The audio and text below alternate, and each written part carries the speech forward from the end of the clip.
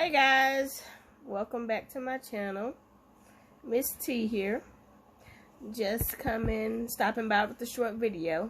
Today is Wednesday, September 28th.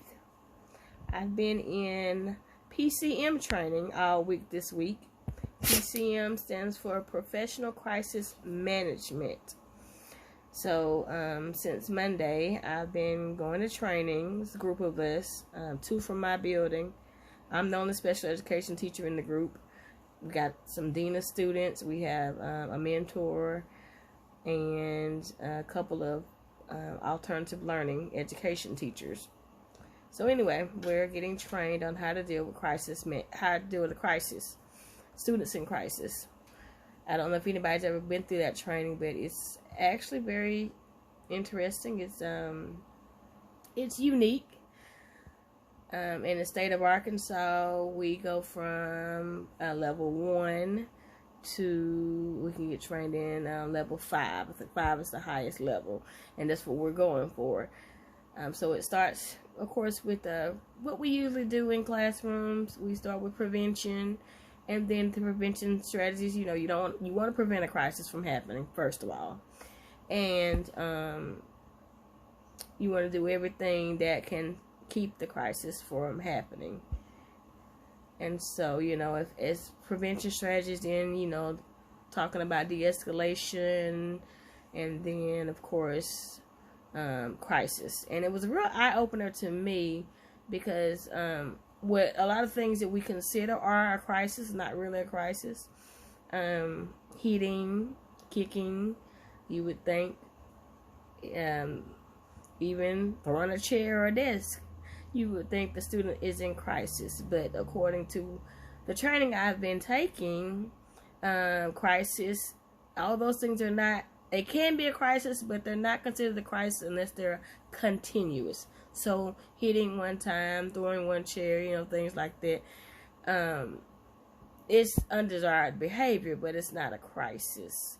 And so they define crisis as continuous aggression, self-injury, and high magnitude disruption. But all of these things have to be continuous. So over and over, again. So that was an eye-opener to me. We've been really just learning a lot, and along with learning that, just the book information, we've learned how to, remove a student or a client from the crisis or the place of the crisis, and even how to get them, transported from one room to maybe a calmer room.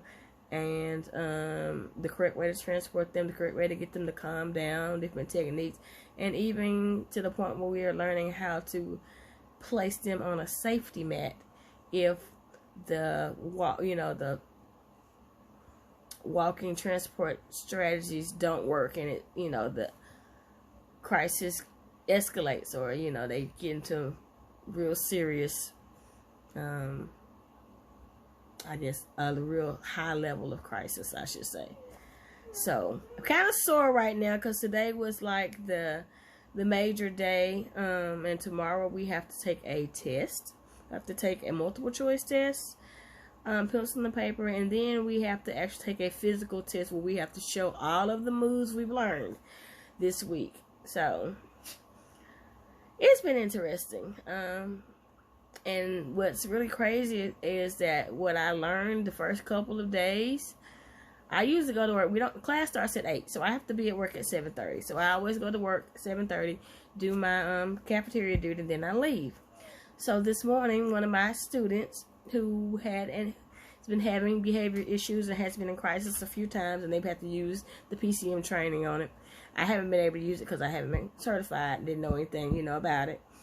And so yesterday he had an issue while I was gone and had the PCM training used on him, and we have a crisis plan in place for him now where if he gets in crisis and he doesn't calm down, mom is called and she comes and gets him. So that happened yesterday. So to prevent, he ended up choking the student. And so to prevent anybody from getting hurt or any disruption today, I called Mom last night and decided, maybe he should be with our one of our parapros all day in a room by himself. A person that she's working with him now, he's used to going with her during certain periods of the day anyway. So we were just gonna have him with her all day to prevent Mom from having to come and get him, and just keep him at school. Well, Mom said that was fine with her, because let me back up. We've had parent-teacher conference for the last 2 days also. So from 3:30 to 6:30. So after I get out of training, they've been let aside at 2:45, then I have to go back to the school and stay till 6:30. Monday and Tuesday, had to stay till 6:30 because of parent-teacher conference. And no parents usually come and see me, so I'm just really just, doing paperwork or whatever I need to do in my classroom.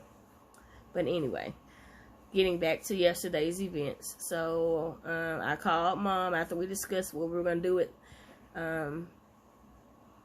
the young man today. We decided he would just be with the paraprofessional today, all day.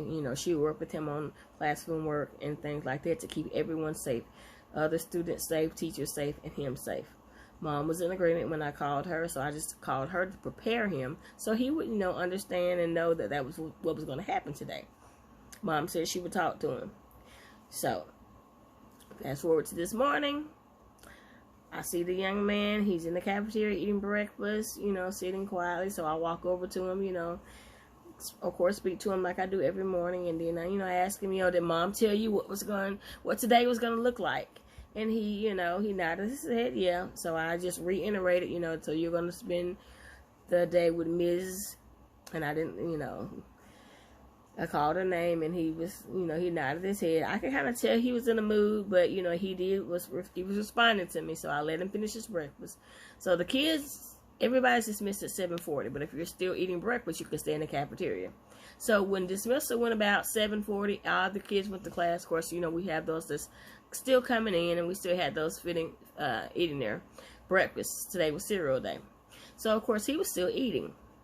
So I was still monitoring the rest of the cafeteria and everything, and a few minutes later I hear his name being called, and I hear them asking him to come back. So I look up. He's heading the opposite direction of where he's supposed to be going, and the paraprofessional is trying to get him to come with her, and he's ignoring her. So I'm thinking to myself, oh my goodness. So I go after him as well, and by the time I get to the hallway where he's trying to go down, the assistant principal is there with him, struggling with him because he's resisting. She's trying to get him to to turn around and go back the other way. He's resisting, so she has to start the PCM process. At this point, nobody's around that is able to do this, so I just automatically go and assist her because he's really struggling with her. I don't want him to hurt her. So I get into that transport position with her, and we're transporting him. With his resistance, of course, we're transporting him into the paraprofessional room where he's supposed to go. We get him in the room, of course, him resisting and trying to, block his way, putting his feet up against the doorways and things like that. Get him in the room. He kicks over the desk and a chair. So we're thinking, nope, that's not going to work. So we look at each other and we're in agreement. We got to now transport him out of that room to the calm down room where he usually goes. So, of course, he's resisting the whole way, and we're trying to we've got students, we got a parent coming in with her child, because we're going back to the cafeteria, we got students at the cafeteria, we got adults everywhere, we're like, just please move out of the way. It's kind of chaotic at this time, but we're still trying to focus on him and getting him safely where he's supposed to be, with him resisting. So we finally get him to the room. It takes us about 2 or 3 minutes to get him there. He's, of course, resisting. He's trying to come out of the room. We're trying to keep him in the room. It's just a back and forth thing. So finally, we both have to go into the room with him because he won't stay in the room. So he's resisting, and we're trying to get him to calm down. He's not coming down, and so at this point, still needing somebody else to come and help us because he's kicking the assistant principal. He's kicking me.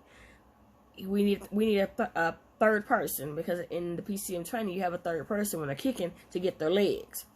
So she has to run off and leave me actually with him because there's no way, nobody knows what's going on. we're needing help. And so she briefly leaves me with him, and I open my legs and keep him from, kicking me. And so she goes and tries to get him, and she comes back in, and she's apologizing, but I'm like, it's okay, we're good. So she tries to get his legs, and I have got his upper body. She tries to get his legs. So she bends down, grabs his legs. Of course, her hair, his arms are long, so he's able to grab her hair.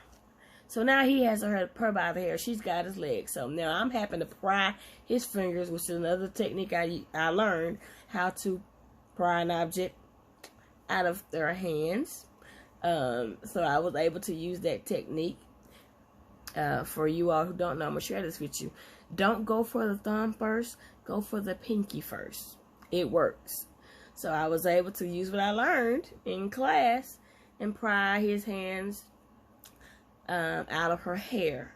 So once her hair was released, then she kind of pulled back her head, to get her hair out of his reach.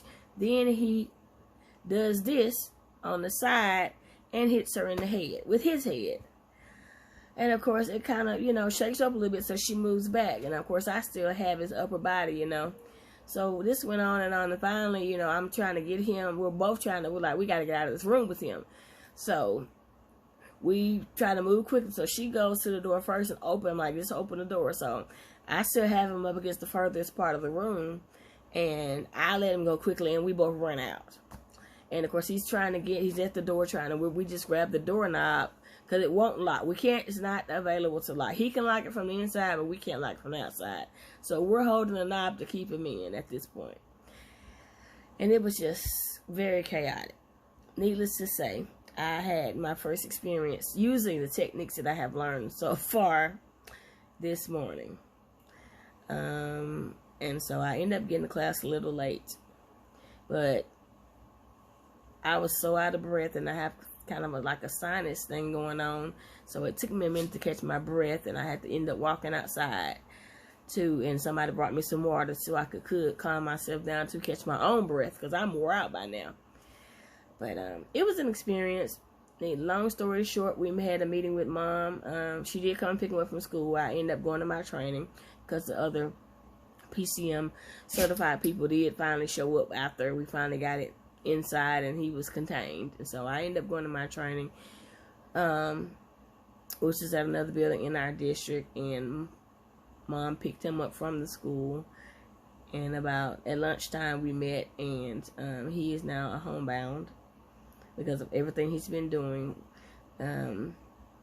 My supervisor, LEA, decided that we would make him homebound. It was a committee decision.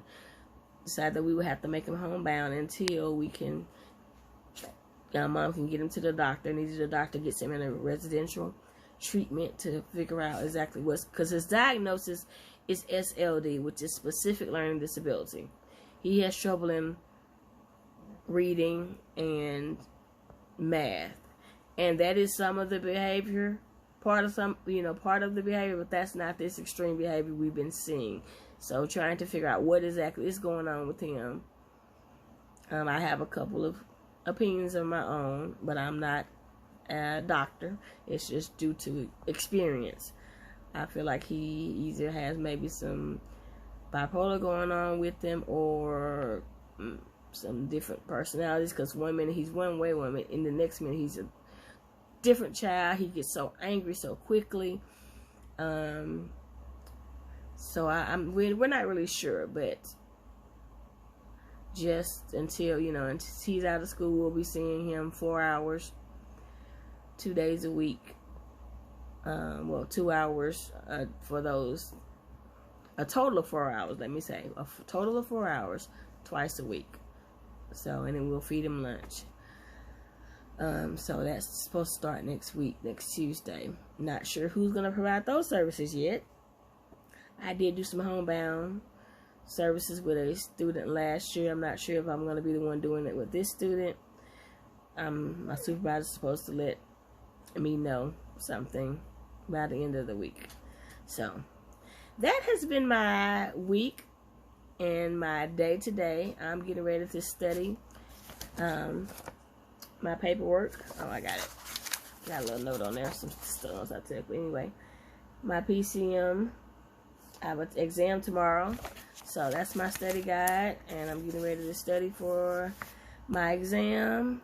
First thing in the morning, we're going to take an exam, then we're going to do a few more practice reps, and then I'll take the physical exam. So, thank you guys for listening and chatting with me. I hope you enjoyed my experiences, my stories. If you like what you hear, please give this video a thumbs up, and don't forget to subscribe to my channel to hear more episodes in the life of a special education teacher. I will talk with you guys in the next video. Bye guys.